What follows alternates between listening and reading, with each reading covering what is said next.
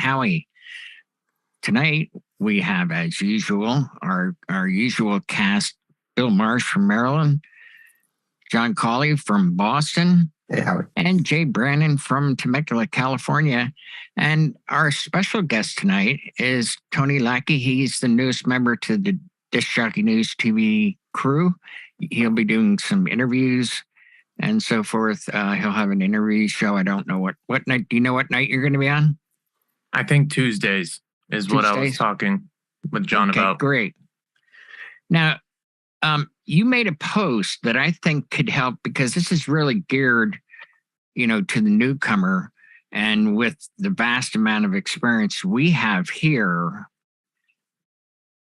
You ask about traveling because you're going to be driving. You said 8 hours for one gig and staying over. They're going to pay for your lodging, and then another one that's going to be 4 hours. So tell us a little bit about that. What are your concerns?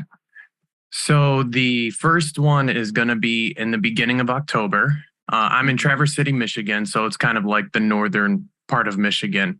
And that one, I'm traveling to Farmington, Pennsylvania. It's about an 8.5 hour drive, give or take. They're paying my lodging. They are paying travel. They're paying wear and tear. The funds are included. My biggest concern is, I guess, little things that I haven't really thought about in terms of preparing for the event, So both of them, I'm going to be traveling, because the second one is also in October. It's kind of near the end of October. And that one is on Drummond Island in Michigan, which is an island that you have to drive to a harbor, load my van, onto a ferry, take the ferry across Lake Michigan or Lake Huron, whichever. I think it's Lake Huron. And then arrive on the island and basically go to the gig, Both of them are, for all intensive purposes, like 3-day events, because both of them I plan on leaving early in the morning, getting there the day before the event, and then sleeping there, waking up in the morning, and then going to the event, setting everything up, tearing everything down, staying wherever I am, and then heading back the next day. Well, Drummond Island, I'm staying an extra day to stay on the island, but that's not work related. But my biggest question is, I'm excited about it, but I'm also like kind of freaking out because I haven't done any events that are like outside of an hour and a half of where I am, So if I forget anything, or something goes wrong, it's like, shoot, All right. Well, you came to the right place, because us guys here have traveled a lot. So, Jay, hit him. I mean, just because I've had to do these type of things where I'm going coast to coast or going somewhere. And the first rule is, if you've never done this before, what I always tell DJs is set up the gear at home and go through the pathway of least resistance to what will go wrong, and start with cables. Like I've got a wedding this week. It's 15 miles away. I'll have 2 laptops, 2 controllers, I'm literally bringing double of everything, and I'm 15 minutes away. Once I get over a certain threshold, I add a third system. So whether it's a small, tiny controller to accent the other 2, it doesn't matter. But what I think you also need to be cognizant of on this is, one, where are you staying? Can you give me the name of the hotel? So the one in Pennsylvania, the venue is actually like a compound. Like it's one of those venues that also have places for lodging. Okay. So that one, I am staying on one of the properties that is at the venue, essentially. Okay. I would call them and tell them that you're bringing $30,000 worth of gear. You may not be, but it'll hit them hard. The issue and is ask for a ground floor room. That way you can. That way you can check on your stuff in. Now, this will go against what Howie just said a little bit. We have someone who's normally on the show who's a fan of Days Inn. My rule of thumb when I travel is I won't stay in hotels where the door faces a parking lot. And that sounds stupid, but if you've ever watched Cops, every episode of Cops, they're rarely ever at the Hilton, the Marriott, or the Sheraton. They're at a hotel where the doors face the parking lot. So if they see you pull up in your van and start piece by piece loading gear into this room, and then you leave to go get a bite to eat, all they're breaking is a door. So for me personally, I always try to have guests say, I just need a hotel where I am inside of it, so no one knows where I am when I get the gear in the room. Mm-hmm. You might even check with this venue and say, hey, is this a lockable room where I'm performing so I know the gear can stay there after the event? But to be blunt, if you're on the road, you should be with your gear. Like, you're done with your event. I'm sorry you're tired. I'm sorry it's stressful. But get that shit in the hotel room because it's your life. It's your livelihood. And that's a big thing. The other thing to do is I'd go on Facebook, which it sounds like you already did, and I'd give the specific areas, or I'd go search Pennsylvania DJ Association, say, hey, everybody, I'm Tony, and I'm going to be coming out there in October. I have a gig at this venue. Does anyone have any tips for me for this venue? Also, if I run into trouble, is there anyone that's nearby that maybe I could give a quick shout out to? Like, oh, damn, I forgot my DMX cable. I forgot my this. Oh, hey, bro, I'm right up the street. I got your back. Like, we're a great community, per this channel and these shows. And it's amazing how far you can go by saying, I'm going to be somewhere. And people go, dude, you need any help? Let me know. And all of a sudden you have access to gear, controllers, music, everything. That's a good point. Now, John, we've traveled quite a bit together. Yes, we have. Yeah. The long distance goes. Redundancy is key. Because just assume you just get airdropped on a desert island and you can't get anything. So like Jay had said, set it up ahead of time.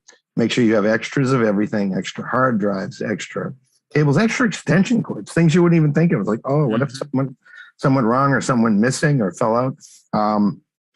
Stay with your gear. I like Jay's advice on that. The gear goes with you. Wherever you go, the gear goes with.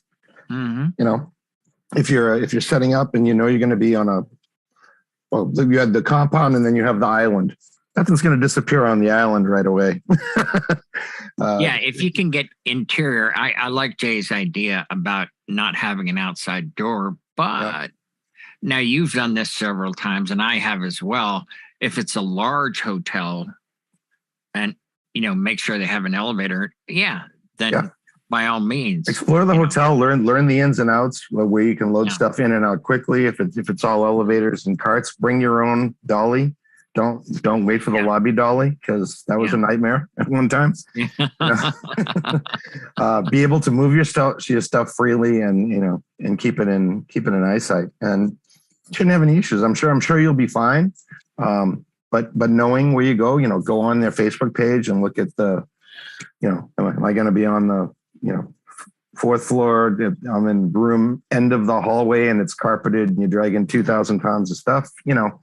Look at stuff like that. Prepare yourself mentally before you get into it. And is there anything that kind of comes up with travel events as opposed to like local events that I should either look out for or be cautious of, something that's more prone to happen as I'm traveling? Let's give Bill a chance there. What do you think, Bill? Well, I mean, I'm a big proponent of contingency plans. And so far, everybody's already kind of mentioned a few. And like Jay said, I think it was Jay, reach out to some, people who might be local to the area. And like Mikey Mike, who's not with us, but in here watching, he was curious how close that is to Chambersburg, because I think that's where he is. And I was looking it up just to see how close it is to me. you're like going to be about 4 or 5 hours from me. So I'm not going to be a lot of help, but I wouldn't. That's what Dan said too. Yeah, I wouldn't hesitate. But like what you're going to be close to is Morgantown, West Virginia, which is where WVU is. Mm-hmm. So there's a good chance in that area, there's going to be some resources there. Yes. You know, between like AV companies and things like that.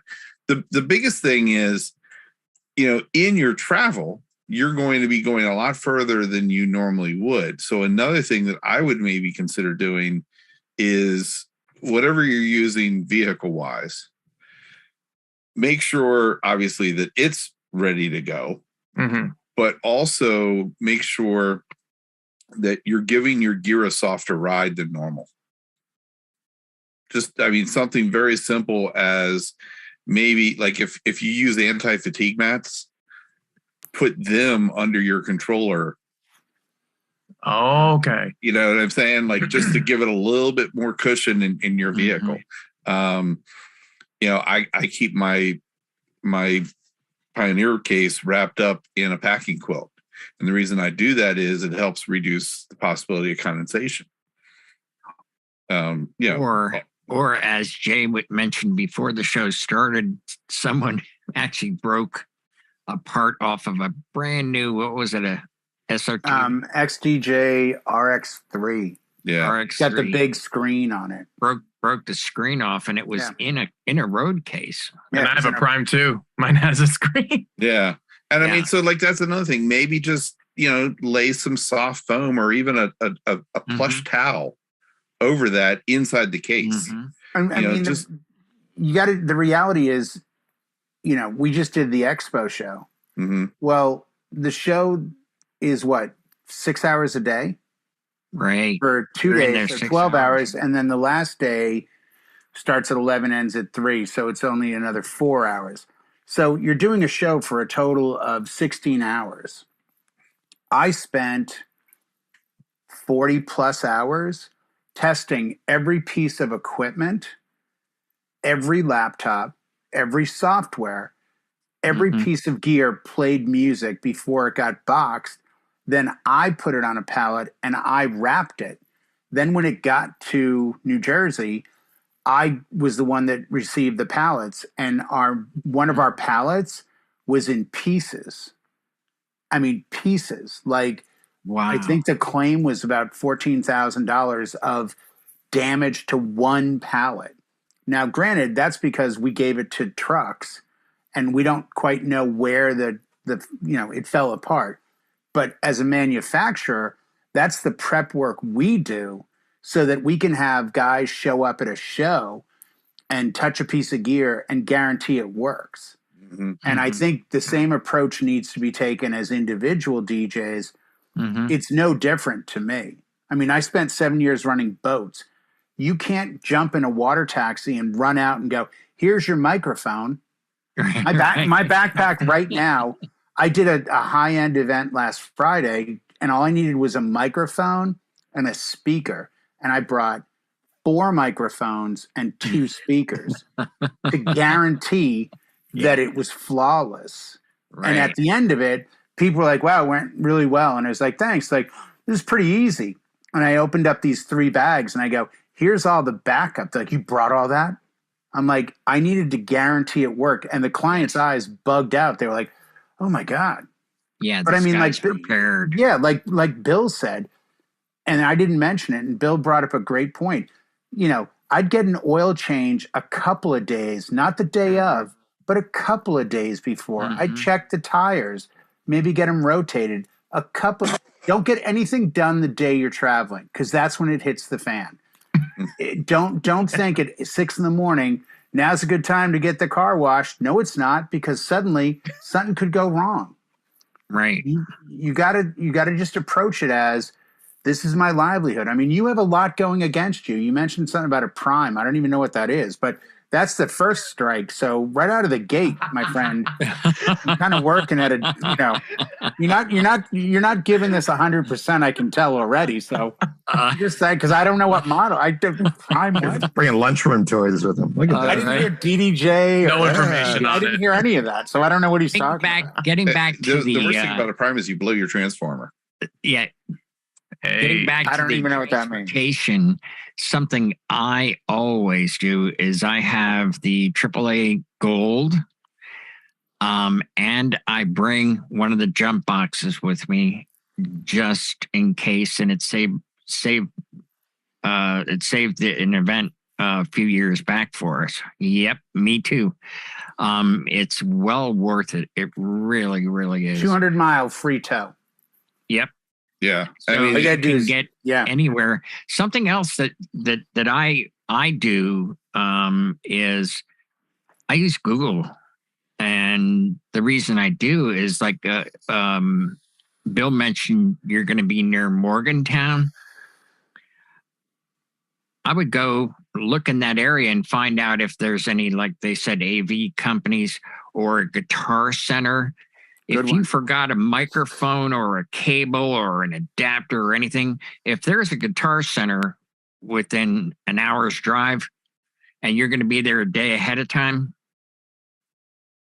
yeah, you're going to set up in the morning. Oh my gosh, I'm missing this. Okay, set my ways. Go to the guitar center or the AV rental. I mean, you're doing the right thing now. You know. Yeah. Also, ask the venue if they have an in-house AV company that they deal with, and just reach out to them and say, hey, I'm going to be in town. You know, is there anything you can even let me know? Another thing somebody brought up is that MJ, actually, I think Mikey also said this. MJ from DJNTV is outside of Pittsburgh, which is the next closest big town to where you're going to be. Bill Jacob. Bill Jacob's up there. Yeah. So I mean, as you'll have friends near you. Now you started 2 years ago, right, Tony? I started DJing 7, but I started my business 2 years ago. Your business. Okay. So as you gain more experience and meet more people, you'll naturally make friends, you know, going to these different shows and different places.